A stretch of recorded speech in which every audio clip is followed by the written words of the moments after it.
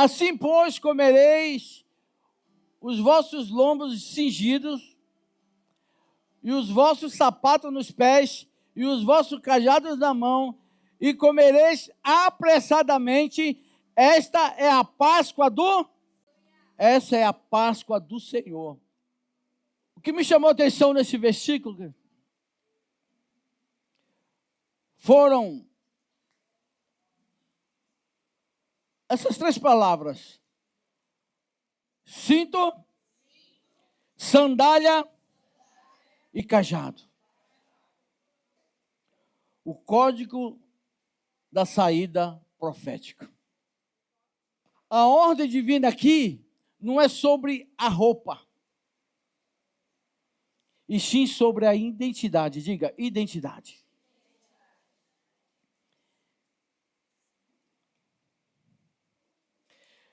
Israel ainda estava no Egito, mas Deus manda eles se vestirem como quem já saiu. Olha que forte. Israel ainda estava no Egito e Deus mandou que eles se vestissem como quem já saiu do Egito.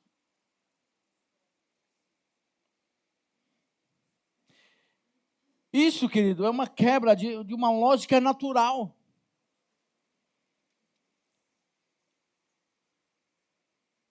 Por quê? Porque eles viviam como escravos.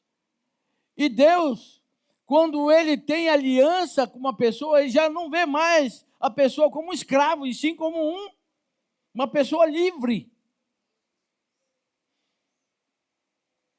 E foi isso que Deus veio fazer com o povo de Israel quando tirou eles do Egito. Libertar da escravidão. Você sabe o que é? 430 anos como escravo?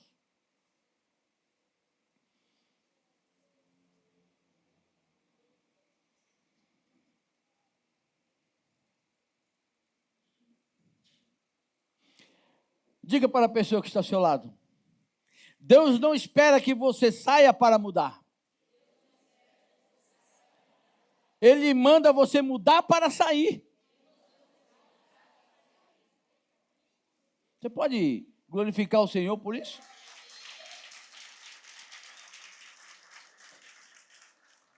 Cinto dos lombos representa domínio da alma. Quando você entende sobre isso, sobre o domínio da alma, você não fica choramingando pelos cantos, com mimimi.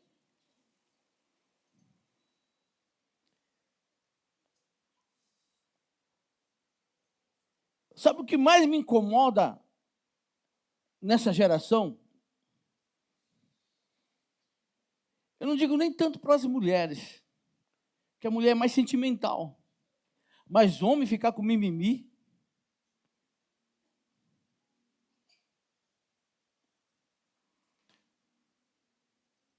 É a pior coisa.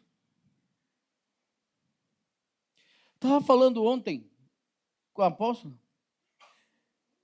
que eu acompanho um teólogo chamado Tássio Licurgo, acho que uma coisa assim o nome dele. E ele fala que nós somos um exército. E no exército você não trata a pessoa assim com... Não é? Não conseguiu, pede para sair. Não é assim? Quem já serviu o exército aqui? Ítalo. Quem mais? Só o Ítalo? O rapaz ali. Eles tratam assim com delicadeza? É com delicadeza? Não, não é com delicadeza, não. Eles estão forjando homens que estarão na frente de batalha, que estarão guerreando. Então, cinto nos lombos quer dizer domínio da alma. Nós precisamos ter domínio da nossa alma, porque essa alma nos engana.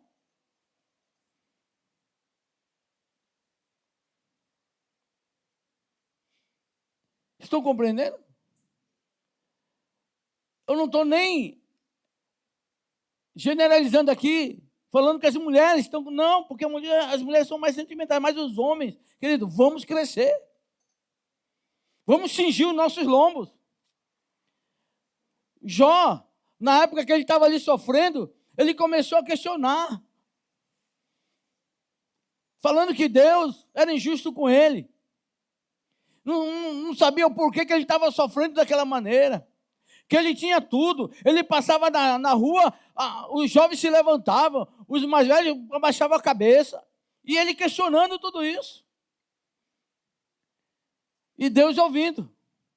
Aí Deus aparece para ele dentro de um redemoinho e diz assim: Jó, cinge os teus lombos como homem, que agora eu vou falar e tu vai me escutar.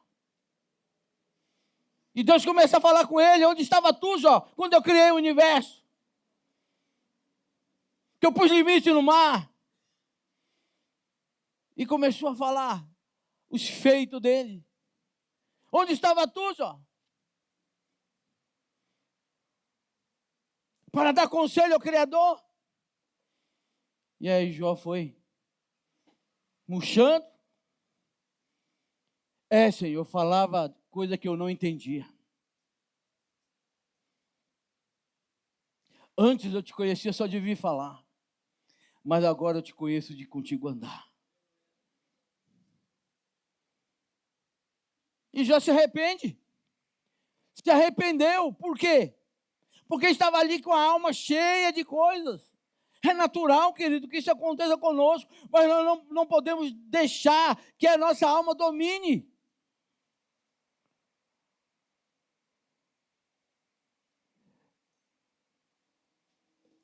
Não é verdade? Outra coisa. Hoje é Páscoa, mas é um dia de ensinamento, amém? Você ficar desaguando a sua alma na rede social.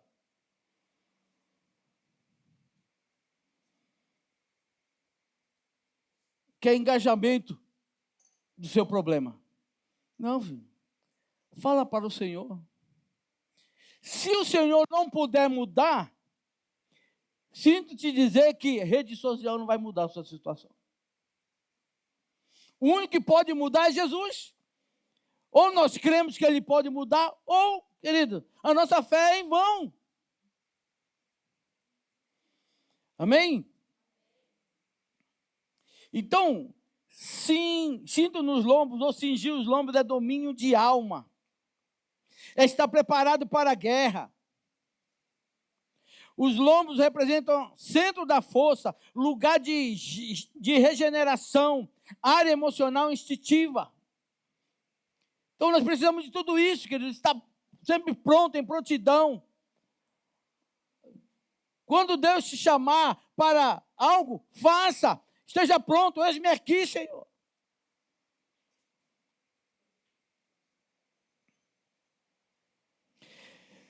Espiritualmente, se a alma estiver desalinhada, impede a libertação completa. Diga para a pessoa que está ao seu lado. Espiritualmente, se a alma estiver desalinhada, impede libertação completa. Dê uma salva de palmas ao Senhor.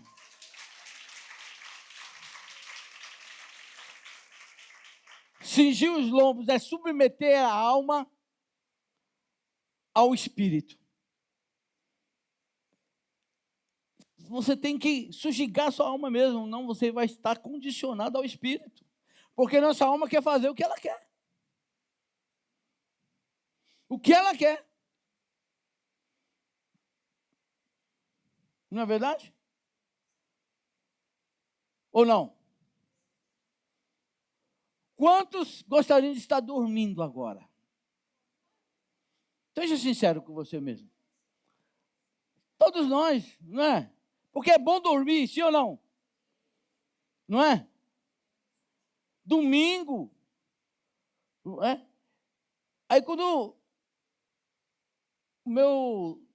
nosso relógio desperta às 7 horas da manhã, aí começa a batalha pela alma. Eu falo para a porta, vai você tomar banho, que você demora mais. Vai ficar um pouco mais na cama deitado. Mas é uma batalha. E aí nós levantamos, e quem ganhou quando você levanta e vai para a igreja? O Espírito.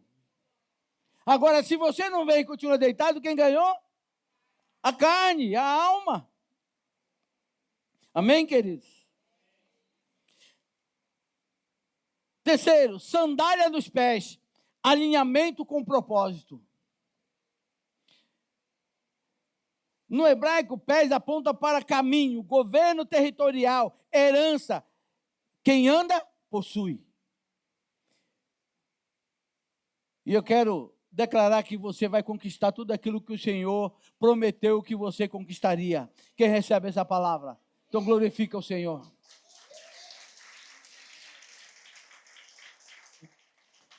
Deus, Ele não quer só te tirar de um lugar, Ele quer te posicionar em outro. Sandália fala de prontidão, querido. Legalidade espiritual para caminhar, ocupação de território.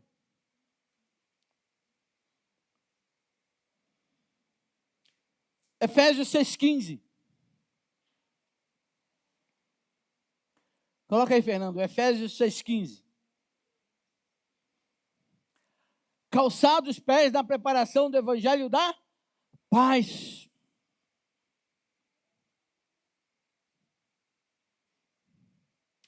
Quando você está revestido com a palavra, você só cresce. Não é? E o interessante, querido, que o povo, quando saiu do Egito, aconteceu um fenômeno na vida de todos eles. Você sabe qual fenômeno que eu estou falando? Fala aí, bispo. Fenômeno. Porque no deserto não tem loja, não tem sapataria, não é? Não tem. E diz a Bíblia que as roupas não se envelheciam e os sapatos cresciam. Olha que coisa linda. Olha que fenômeno poderoso. Vai a gente usar uma roupa 1 mês, 2 meses, para ver como fica. Não é?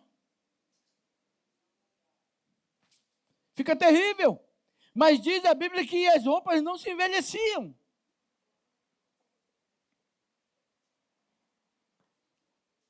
Os pés cresciam, mas também as sandálias cresciam. Trazendo pelo ótica espiritual, querido. Quanto mais você se aprofunda na palavra, mais você cresce, mais você está firmado, mais as suas sandálias crescem espiritualmente também. Amém? Quem não tem sandália, sangra pelo caminho. Porque o deserto fere. Se você não estiver forjado, preparado, calçado, e for caminhar, você vai se machucar. Quem já andou pelo asfalto quente? Acho que todos nós, né? Eu já joguei bola em asfalto. O pé ficou grosso de tanta bolha que nascia, estourava, mas não deixava de jogar bola no asfalto quente. Com um casco. Mas quando a gente anda, cria bolha, sim ou não? E sangra. Então, se você não tem sandália, você vai sangrar. É isso que está acontecendo com muitas pessoas. Não tem ali uma leitura da palavra, não buscam na palavra, não se alimentam da palavra. E não conseguem caminhar. E se caminhar, vão sangrar. Por quê? Porque não estão preparadas, não estão calçadas. E Deus, quando tirou o povo, mandou que eles se vestissem com tudo. Saem vestidos, que o resto é comigo. O renovo da roupa é comigo. Fazer crescer os sapatos é comigo. Sustentar vocês no deserto é comigo. Faça só parte de vocês. E qual foi a parte do povo? Sair.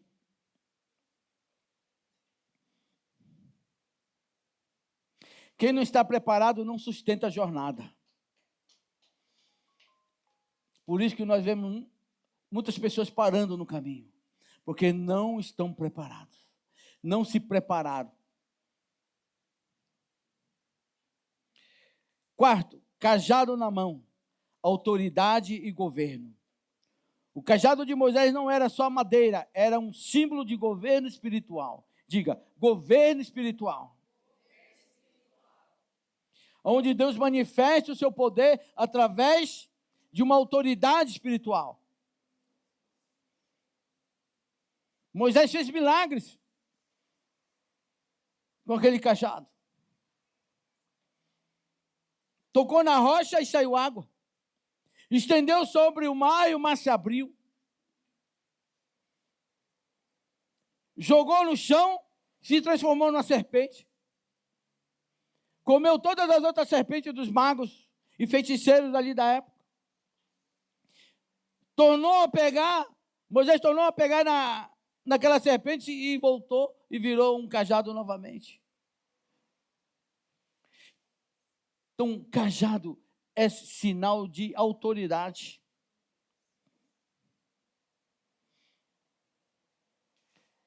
Antes era cajado do pastor, depois se tornou vara de Deus.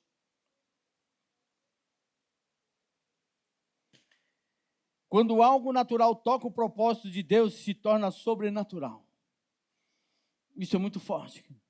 Quando algo natural toca o propósito de Deus, se torna sobrenatural. O que isso quer dizer? Que Deus te deu algo precioso. E se você usar como Deus quer que você use, vai acontecer coisas sobrenatural em tua vida e quem estiver com você. Você crê nisso? Então glorifica o nome do Senhor.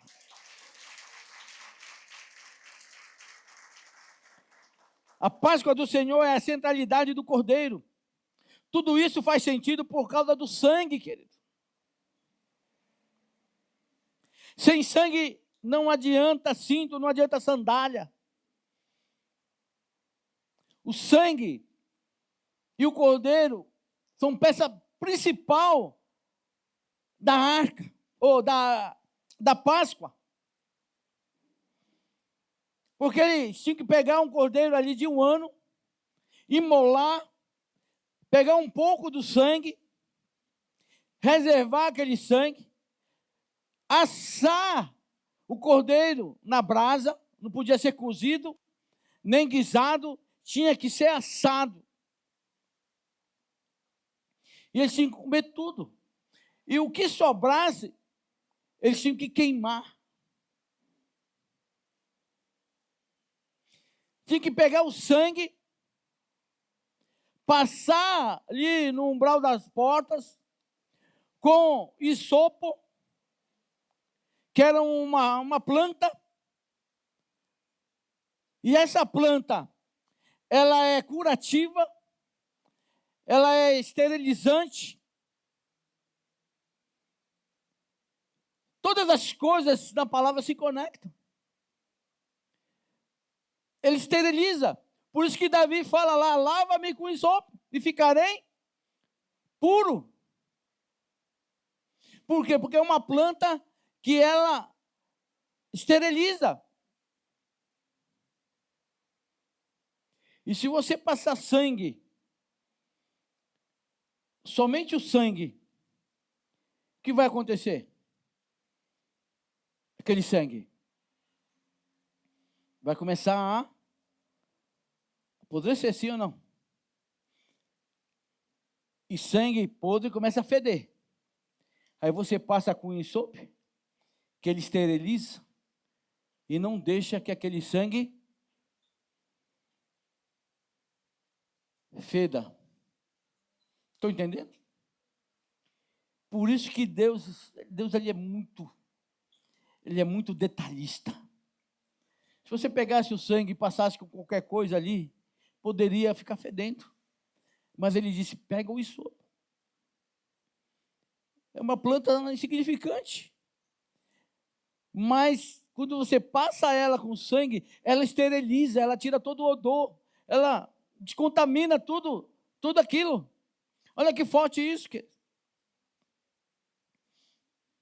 Nós precisamos de isopo em nossa vida. Machucou? Chama o Espírito Santo, que ele vem e cura. E o sopro representa o Espírito Santo. Machucou? Fala para o Espírito Santo que ele vem com cura. Não há nada que ele não possa curar. Diga para a pessoa que está do lado: ei, não há nada que o Espírito Santo não possa curar. Aplauda o Senhor.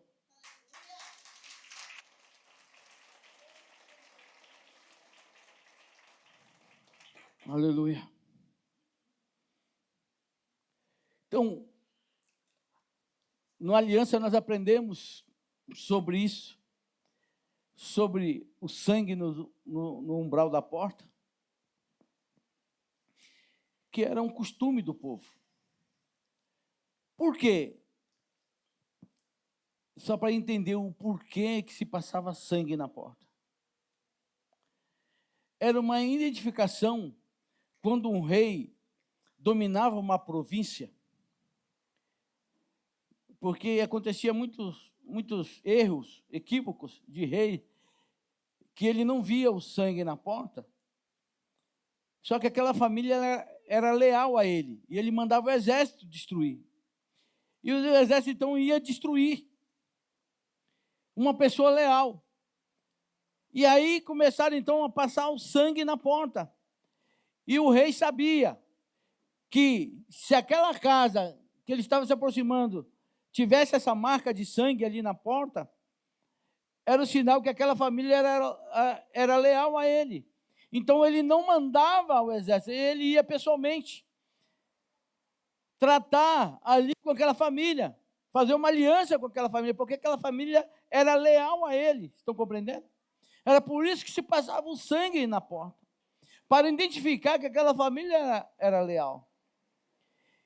Então não era coisa que o povo não sabia, era coisa que eles já sabiam. Por isso que Deus deu uma ordem a Moisés para que eles passassem o sangue na porta. Por quê? Porque quem que viria visitar eles não era qualquer um, era o Rei dos Reis e Senhor dos Senhores que iria visitar eles.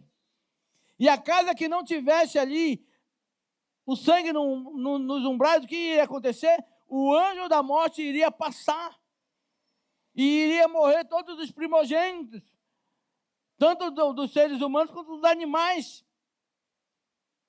Amém? Então, o sangue na porta representa a aliança. Estão compreendendo? E por que tinha que ser um animal cevado, um animal gordo?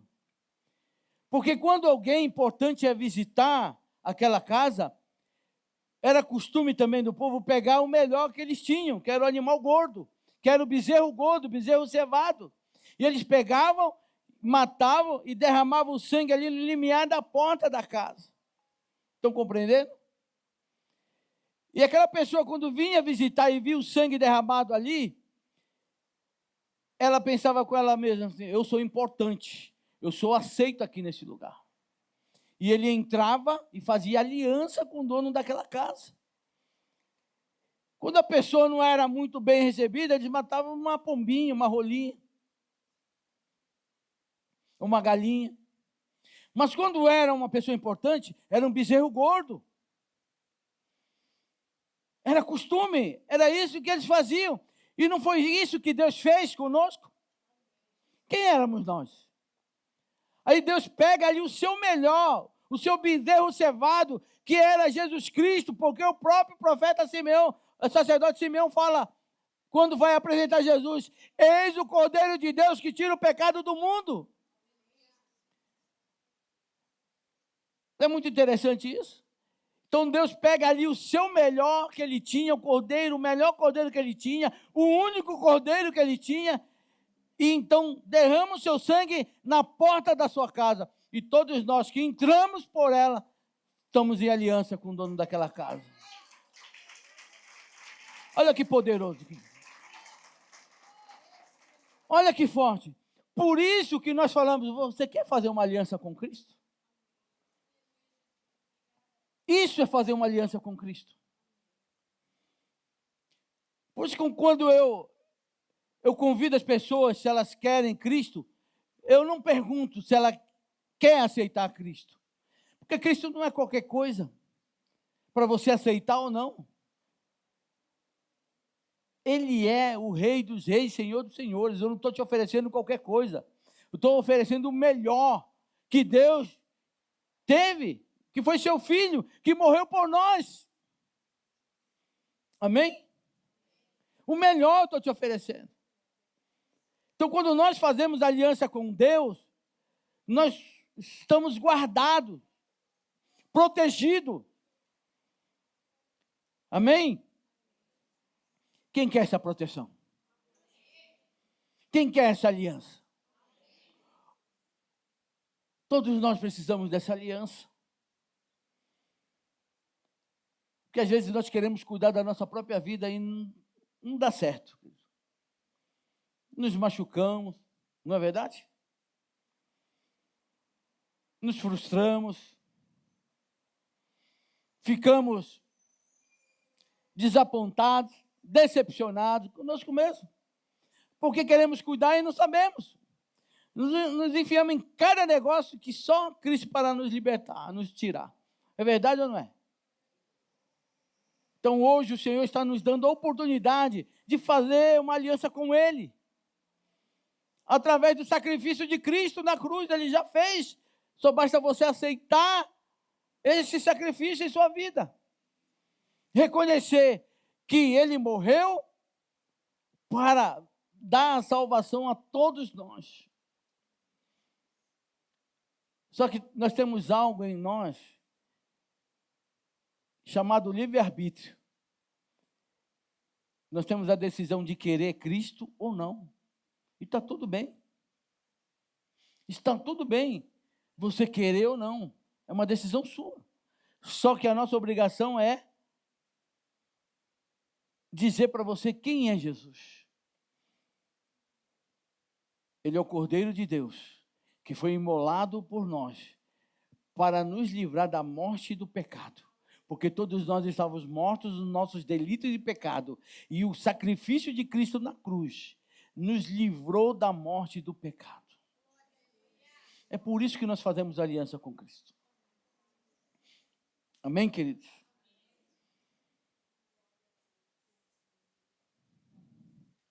E o Senhor, então, Ele nos deu o melhor que Ele tinha. Derramou seu sangue.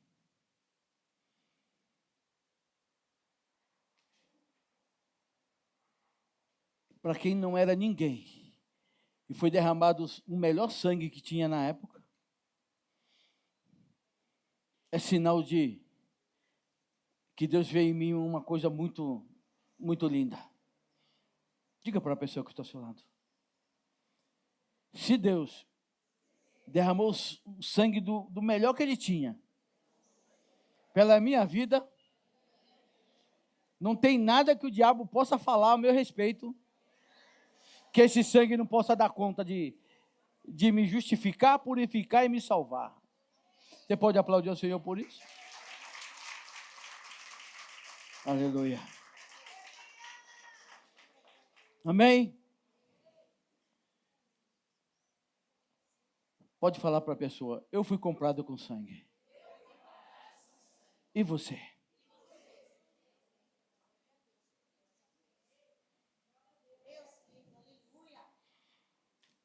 Todo o sacrifício foi dele. João 3,16 diz, porque Deus amou o mundo de tal maneira, que deu seu Filho unigênito para morrer por nós, para que todos nós fôssemos salvos por Ele. E aí João 14 fala que, Jesus falando, eu sou o caminho, a verdade e a vida. Ninguém vai ao Pai se não for por meu intermédio. Então não tem atalho para ir para o céu. Ou é através de Jesus, ou vai ficar neste mundo. Porque Jesus está voltando, querido.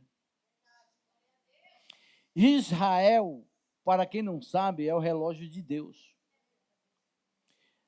Tudo isso que está acontecendo em Israel está na Bíblia. Jesus está voltando.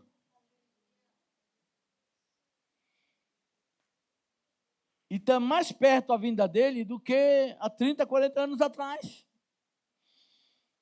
Porque com quase 50 anos atrás, eu já ouvia isso, a minha avó falando que Jesus está voltando. Aí minha avó faleceu, depois foi minha mãe. Jesus está voltando. Minha mãe já está lá com o Senhor. Agora eu estou falando. Mas agora está mais próximo do que nunca a volta de Cristo, desse Cordeiro Pascual. Que nós cantamos aqui, que ele foi como um cordeiro, mas ressurgiu como um leão. Amém? Pode aplaudir o Senhor. Então, ele é a nossa verdadeira Páscoa.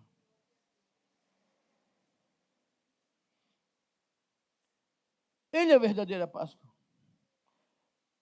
Eu falo por mim, querido, eu não dou ovo de Páscoa para os meus netos.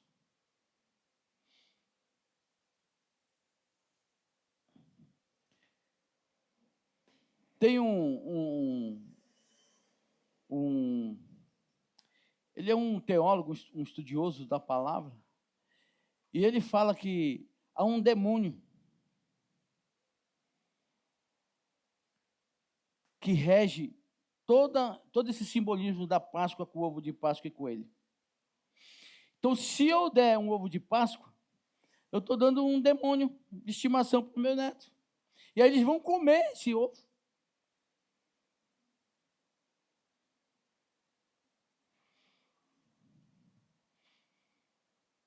Estão entendendo o perigo? É bonito. O diabo vem com sutileza. Mas nem sempre aquilo que é bonito pertence ao Senhor. Eu vi essa frase lá em Israel. Porque quando você está lá no Monte das Oliveiras, pastor, você olha para a cidade velha de Jerusalém, você vê a cúpula dourada, a mesquita de Aqsa. É de Al-Aqsa, né? Não é a Aqsa aqui não, é... E você vê lá aquela coisa bonita, toda de ouro. Muito ouro que tem ali, coisa linda.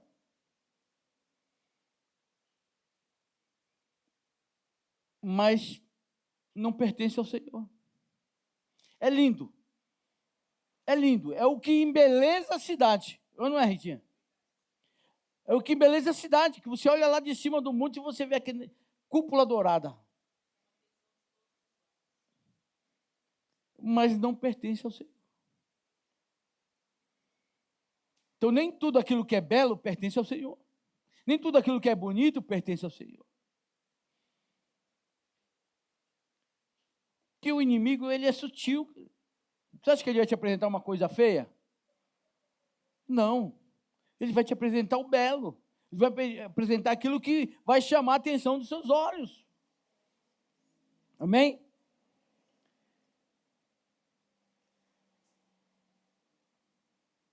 Agora, nós aceitamos a Cristo por quê? Porque ele era belo? Isaías fala sobre isso, 53 fala que não havia beleza nenhuma nele para que nós o desejássemos. Mas ele foi ferido de Deus.